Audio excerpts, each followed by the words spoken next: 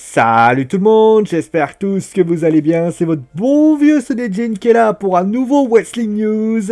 Et au programme de l'émission d'aujourd'hui, eh bien, vous aurez du Kevin Owens, du John Cena et un homme qui a souvent des mauvaises nouvelles, c'était à la WWE et qu'on appellera dorénavant Stu Bennett.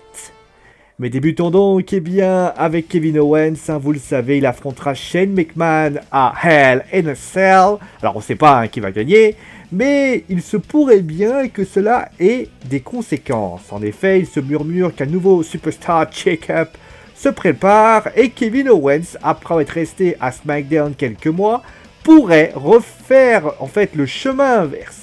Ce transfert permettrait ainsi le transfert de son affrontement face à Triple H.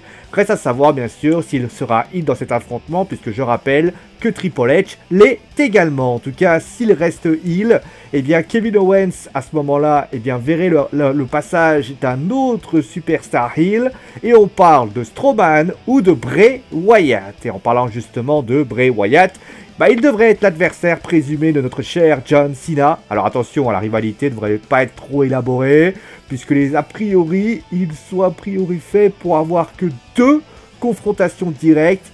John Cena et Bray Wyatt se retrouveraient après leur rivalité à WrestleMania 30. Et donc on va terminer maintenant avec l'homme qui dit souvent des mauvaises nouvelles, lui celui qu'on a appelé d'ailleurs membre de la Nexus, Wade Barrett, ou désormais un Stu Bennett. Et oui, c'était son vrai nom. Alors, il avait quitté la WWE en avril 2016, et il faut avouer qu'il n'y avait plus vraiment de nouvelles. Et bien la WCPW, ou alors la Defiant Wrestling, puis ça sera son nouveau nom, vient d'annoncer que Stu Bennett deviendra le nouveau manager général de la future ex-WPCW, ou alors tout simplement la Defiant Wrestling. La raison principale de ces changements sont un nombre important de départs officiels, ils ont dû changer le nom. Le changement aura lieu, lui, le 4 décembre prochain. Voilà, vous savez tout, c'est donc la fin du Wrestling News, j'espère que ça vous a plu. En tout cas, si ça vous a plu, n'hésitez pas bien sûr à aimer, à partager la vidéo à vos proches, et bien sûr à vous abonner pour connaître toute l'actualité de Geek & Sport. Gros bisous à tout le monde, et ciao!